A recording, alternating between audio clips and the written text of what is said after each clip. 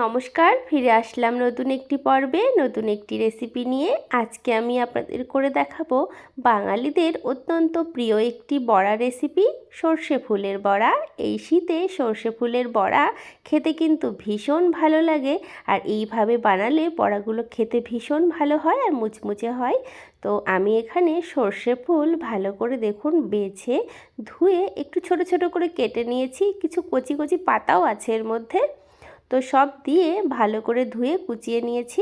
এবারে কিছু উপকরণ আমি মেশাবো, খুবই সামান্য উপকরণ। লঙ্কা দিয়েছি এখানে, কাঁচা পাকা লঙ্কা। আর লঙ্কাটা বন্ধুরা আমি একটু বেশিই দিয়েছি, যেহেতু শীতের বড়া একটু ঝাল ঝাল হলে বেশ ভালো লাগে। স্বাদ মতো নুন আর হলুদ গুঁড়ো দিয়ে দিলাম, একটু লঙ্কার গুঁড়োও দিচ্ছি, আপনারা স্কিপও করতে পারেন। আর এখানে বন্ধুরা আমি চালের গুঁড়ো দিচ্ছি, আর অবশ্যই আপনারা চালের গুঁড়ো দিয়েই বড়াটা করবেন, তাহলে খেতে ভীষণ ভালো লাগবে। এবারে জল দেব, জল দিয়ে ভালো করে মেখে নেব। তো অল্প অল্প করে জল দিয়ে সুন্দর করে মেখে নেব, তবে একটু টাইট করে মাখতে যাবে না, একটু পাতলা করে মাখলে তাহলে বড়াটা মুচমুচে হবে। আর চালের গুঁড়ো দিয়ে যদি বড়া বানানো হয় যে কোনো, খেতে কিন্তু ভীষণ ভালো লাগে আর মুচমুচেও হয়। তো দেখুন ঠিক আমি এরকম করে মেখে নিয়েছি। এবারে চলুন বন্ধুরা, কড়াই বসিয়ে দিয়েছি ওভেনের ওপরে, সাদা তেল দিয়েছি, তেলটা গরম করে নিয়ে এই ছোটো ছোটো করে বড়ার মতো করে ভেজে নেব।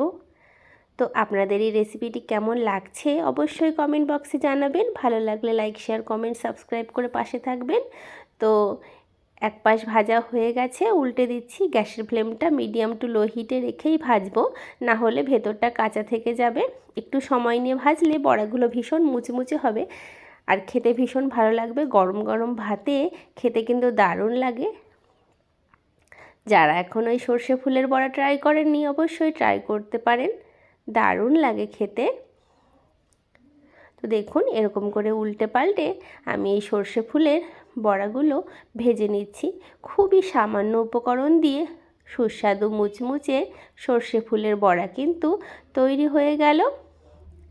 তো আপনাদের বন্ধুরা আমার এই সম্পূর্ণ ভিডিওটি দেখার জন্য অসংখ্য ধন্যবাদ, আর এইভাবেই আমাকে সাপোর্ট করবেন আর আমার পাশে থাকবেন। তো বড়াগুলো আমার ভাজা হয়ে গেছে, এবারে তেল ঝরিয়ে আমি একটা পাত্রে তুলে নেব। তো আপনারা অবশ্যই বাড়িতে এই রেসিপিটি ট্রাই করবেন আর আমাকে জানাবেন। তো দেখুন একটা পাত্রে আমি এই সর্ষে ফুলের বড়াগুলো তুলে নিলাম। তো দেখুন দেখতে কতটা সুন্দর হয়েছে আর ভীষণ মুচমুচে হয়। গরম গরম ভাতে যদি এইরকম একটা সর্ষে ফুলের বড়া থাকে তাহলে তো আর কিছুই লাগবে না। ডাল ভাতের সঙ্গেও আপনারা খেতে পারেন, অথবা ইভিনিং স্ন্যাক্সেও কিন্তু আপনারা এই সর্ষে ফুলের বড়াটা খেতে পারেন, ভীষণ ভালো লাগবে। আজ তবে বিদায় নিচ্ছি বন্ধুরা, ভালো থাকবেন, সুস্থ থাকবেন।